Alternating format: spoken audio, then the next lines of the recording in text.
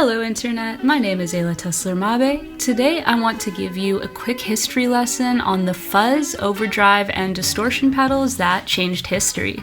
Some of the most iconic songs in music were played with these pedals, and the sound of these pedals arguably played a key role in immortalizing these songs as essential cultural moments. I'm going to be using the IK Multimedia TONEX 1 Plus as a chameleon to recreate all of these iconic pedals. And thank you so much to them for supporting this video. This pedal is better known for amp modeling, but I don't hear its amazing gain pedal modeling talked about nearly enough. All the amp sounds will be coming from IK Multimedia's other fantastic software, Amplitude, but all the overdrive, distortion, and fuzz tones will be coming from this little guy. Aww. A pedal I could very easily throw on a real pedal board. Up first, we have the fuzz pedal that started it all.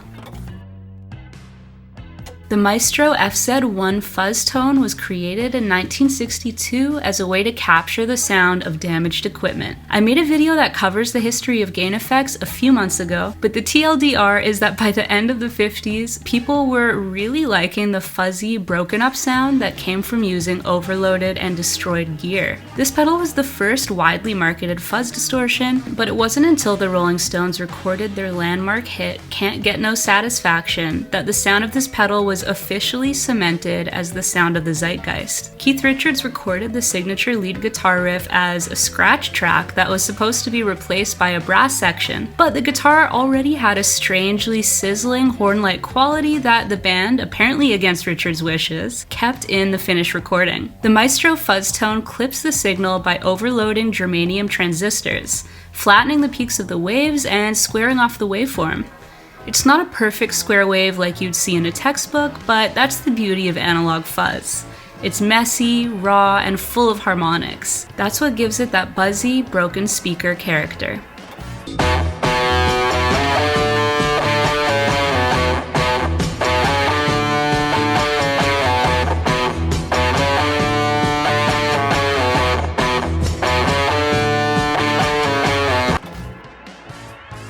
Perhaps directly due to the Rolling Stones topping the chart with Satisfaction, the Maestro Fuzz-Tone began to sell out everywhere. The few that could be found were not particularly budget-friendly, which is how Ivor Arbiter noticed a hole in the market to create a simplified version of the Fuzz-Tone that was only a fifth of the price. This was the Dallas Arbiter Fuzz Face.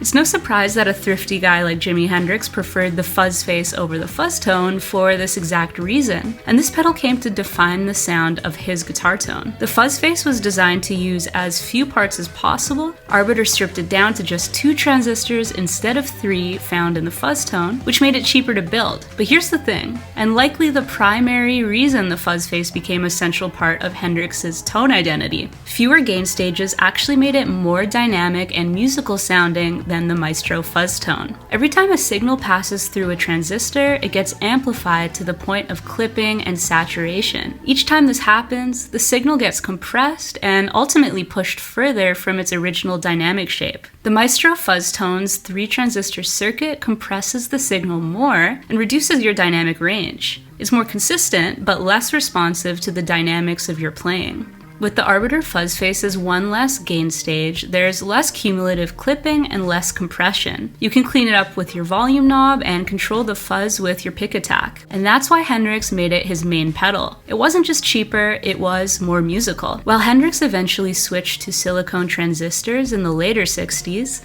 the germanium transistor fuzz face is the sound of his world-altering debut record, Are You Experienced? And fun fact, a major issue with germanium fuzz faces was their susceptibility to temperature variations because of Arbiter's crude biasing. These particular germanium transistors invariably sound not as good as they heat up, and as a result, many studios refrigerate early fuzz faces before recording with them. Each fuzz face unit tends to react to environmental factors differently and in unpredictable ways. According to his guitar tech, Roger Mayer, Hendrix would buy half a dozen fuzz faces at a time and mark the one that he liked best, only to find that he did not like it when it was used in a different environment. Maybe that's part of the reason why no one will ever truly be able to sound like Jimi Hendrix.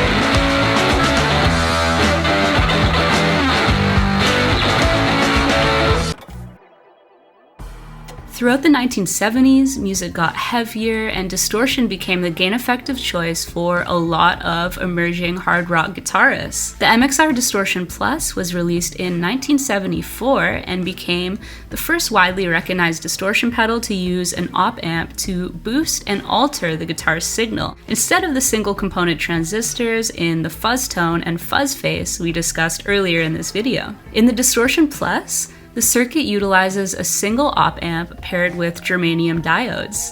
Op-amps can amplify the signal way louder than transistors, so the signal slams way harder into the clipping diodes.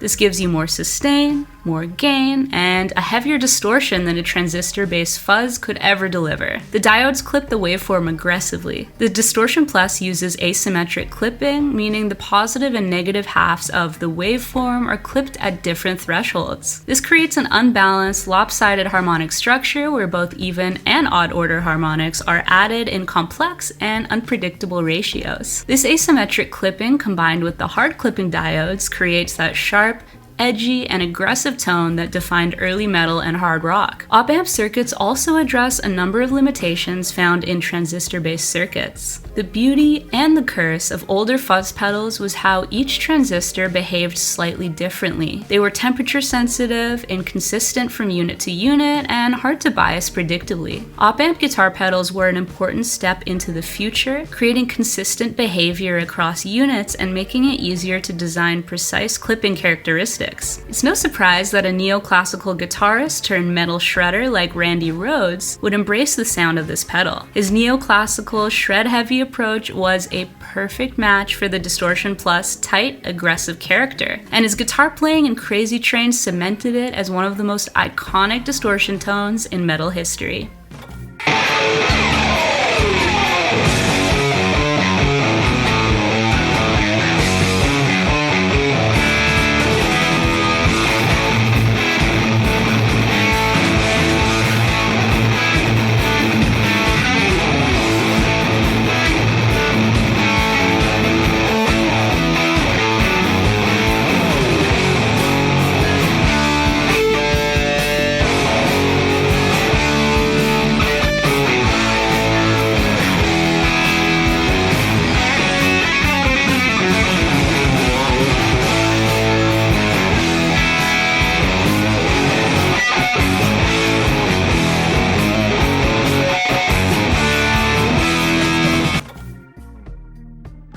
In 1979, Ibanez introduced an overdrive pedal that didn't sound quite like anything else at the time. The design philosophy was to create something that sounded like a tube amp being pushed into breakup, but using the new op-amp technology of the time. The Tube Screamer is a uniquely transparent sounding overdrive with a feedback loop design that mixes your clean signal with a soft, symmetrically clipped signal. The Tube Screamer achieves its classic overdrive sound by using a pair of identical silicone clipping diodes in the op-amp's feedback loop. The clipping is symmetrical and the peaks of the waveform are softly rounded off instead of hard-clipped like in the Distortion Plus. Unlike the MXR Distortion Plus, which produces both even and odd order harmonics through asymmetric clipping, the Tube Screamer produces only odd order harmonics. But because the clipping is symmetrical and most importantly soft, those harmonics are balanced and musical instead of harsh and aggressive. The soft clipping keeps those odd order harmonics subtle and balanced, and the progressive mid-boost gives it that pushed amp feel. Unlike a fuzz or heavy distortion, which destroys the dynamics of the entire signal, the Tube Screamer compresses your signal relatively way less, which preserves your original playing dynamics and cleans up with your volume knob the same way a tube amp would. And the secret sauce comes from the progressive mid-frequency boost around 720 Hz that increases as the Tube Screamer's gain is increased. No other effect pedal at this time sounded like a tube amp being pushed into breakup quite like this. While the Ibanez TS-808 Tube Screamer is the creamy and warm-sounding original, the Ibanez TS-9 Tube Screamer, released in 1982, tweaked the output circuit for a slightly tighter, more modern response. Stevie Ray Vaughan is probably the most famous name attached to the Tube Screamer, and the sound of the TS-9 will be forever immortalized in many of his most famous recordings.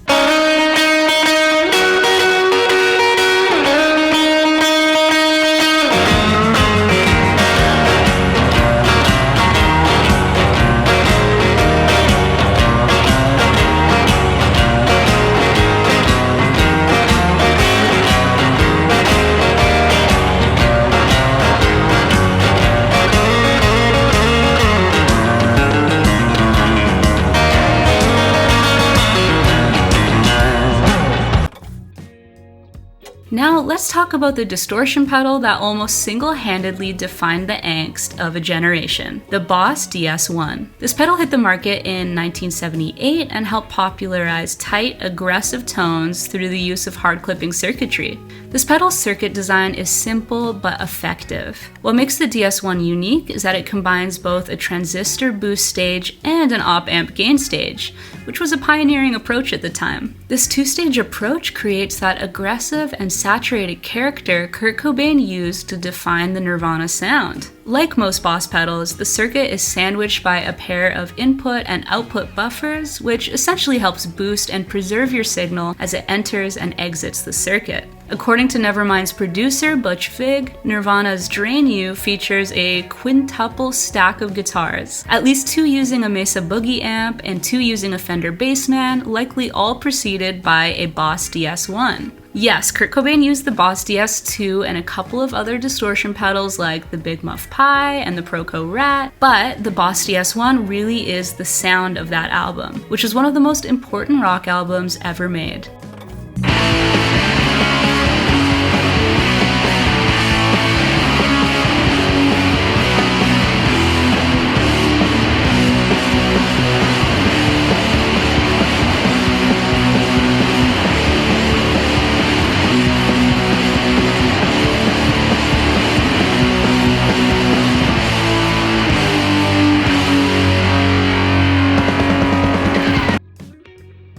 The legacy of the Electro-Harmonix Big Muff is so deeply embedded in the history of guitar-driven music. Its journey began after the Rolling Stones topped the charts with the Maestro Fuzz-Tone-led Can't Get No, which, as we discussed previously in the video, inspired other manufacturers to begin making transistor-based fuzz pedals of their own. The brand Mosrite? I've never actually heard it said out loud. Let's go with Mosrite, but you guys can correct me in the comments if I'm wrong. This brand had their own fuzz, the Fuzzrite, which was later renamed the Foxy Lady, created in 1967 for production by Mike Matthews on behalf of the Guild Guitar Company. You might be wondering what this has to do with the Big Muff. Well, that guy I just mentioned, Mike Matthews, actually went on to found Electro-Harmonix the following year. By 1969, Matthews and Bob Mayer had designed the 4-transistor Big Muff Pi, often referred to as the Triangle Big Muff due to the pedal's design layout. This was embraced by artists like Jimi Hendrix and Santana due to its very scooped mid-range sustain and raw woolly fuzz, and it became a major early success for the company. Throughout the 70s, the Big Muff underwent some circuit and aesthetic updates. This ram's head circuit ended up on the pedal board of David Gilmour. Finally arriving at the Op-Amp Big Muff in the late 70s, EHX explored a radical circuit redesign in which the standard model's 4 transistors were replaced with 2 op-amps. The op-amps provided higher, more consistent gain per stage, which meant that the signal was amplified way harder before clipping. This crushed the dynamics, so every note sustained at the same level with almost no variation. This is exactly what Billy Corgan needed for his wall of sound guitar production on Siamese Dream. When you layer 4 or 5 guitar tracks and every note sustains equally and infinitely, they lock together into a massive, dense wall instead of sounding like separate guitar parts. The Op-Amp Big Muff's extreme compression was the secret weapon behind that iconic Smashing Pumpkins tone.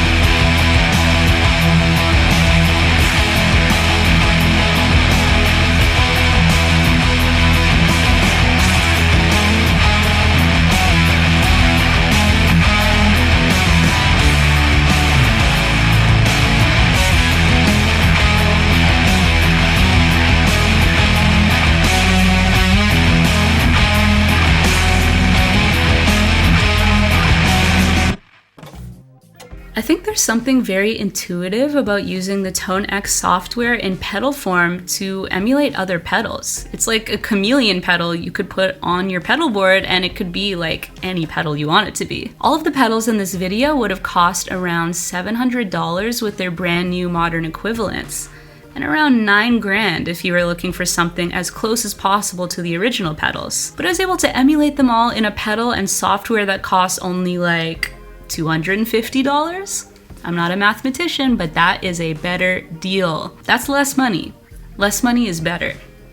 And that's including features we didn't even talk about, like wireless connectivity, MIDI control, and literally over 50,000 other tone models on ToneNet. I love gear that makes music and cool tone more accessible. So as always, it is such a genuine pleasure to be able to make a video with IK Multimedia showing off another cool thing they've made. I'm genuinely a huge fan of this company. If you want to check out the TONEX One Plus, the link is down below, and you can also find a link to my Patreon if you want to support my channel and get some exclusive music and education content. And as always, if you enjoyed this video, please refrain from subscribing. I'm trying to become the least subscribed person on all of YouTube. Thank you. Bye.